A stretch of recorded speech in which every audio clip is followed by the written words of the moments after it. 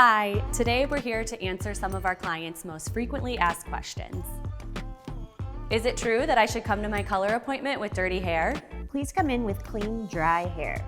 Root sprays, lots of product buildup, or extra dirty hair are not helpful when coloring. Think about it. Hair color will have to work harder to get through all that buildup, and your results will be less predictable. The urban myth that you should come in to your coloring appointment with dirty hair is exactly that, a myth. When it comes to just haircuts, by all means, come as dirty as you want, because we'll typically wash your hair first anyway. What's the difference between balayage and ombre? The difference between balayage and ombre is this. Balayage is typically thicker, more sun-kissed highlight versus ombre that is a horizontal graduation of color blending from darkest at the root to medium in the mids and lightest on the ends with no dimension in between. What's the difference between foils and balayage? Sometimes it's hard to notice the difference between foils and balayage. With foils, the highlight is typically the same thickness from scalp to ends. It can be very sporadic, like baby lights, or heavy and saturated for an all-over effect starting at the scalp. Balayage, on the other hand, is a tapered highlight, leaving more depth at the root and getting thicker and more concentrated towards the ends. What exactly constitutes a color correction? Color correction doesn't always mean something went disastrously wrong with your previous color service. It can be anything that involves a big change that can take multiple services and more time for each appointment, other than your standard highlight, all over color, or root touch-up. What happens to my hair when lightener is applied, and what does undertone mean? When your stylist talks to you about undertones and color theory, it can get pretty confusing. But to make it a little easier, we'll go with this. The darker your hair is, the more red, orange, and yellow exists in your hair, even if you can't see it.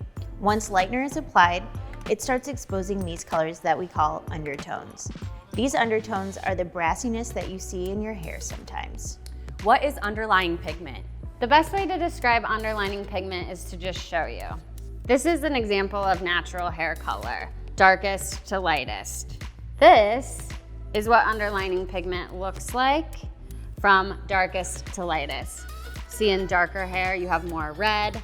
In medium browns, you have more orange. And when you get to blondes, you have more yellow or gold.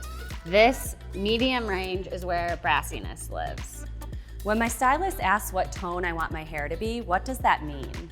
When your stylist asks you what tones you like to see in your hair, we generally go with 3 different types of color descriptions, being warm, cool, and neutral. Warm colors generally are copper, red, and gold. Think of being at a beach or in the desert. Cool tones consist of purple, blues, and greens, like being in the mountains or on the ocean. Neutral colors lie in between those 2 fields. What is the difference between a toner and a gloss? When it comes to toners and glosses, there really isn't a difference. They are pretty much the same thing.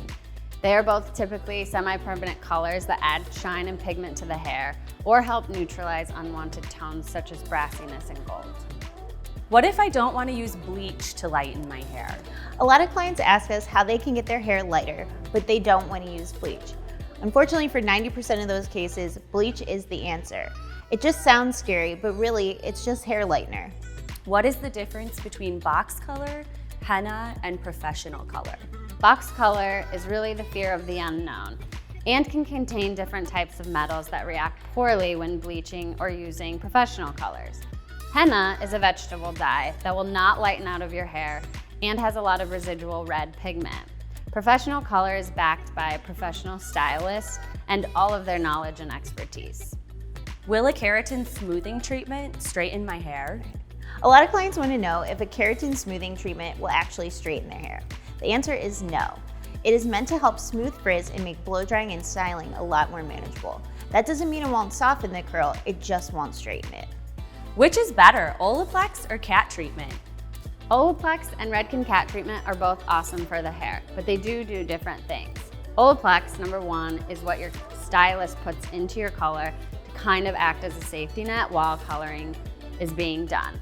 They also have a shampoo and conditioner and a number 3 treatment like this that you can take home and do as conditioning treatments to help keep your hair healthy.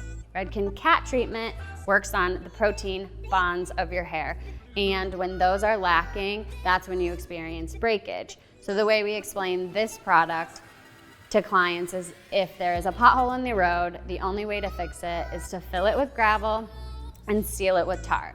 So that's what this product is doing. You have little potholes all throughout your hair, and that's where you're most susceptible to breakage. So this is filling those potholes, sealing it so it can no longer break. Should I get bangs?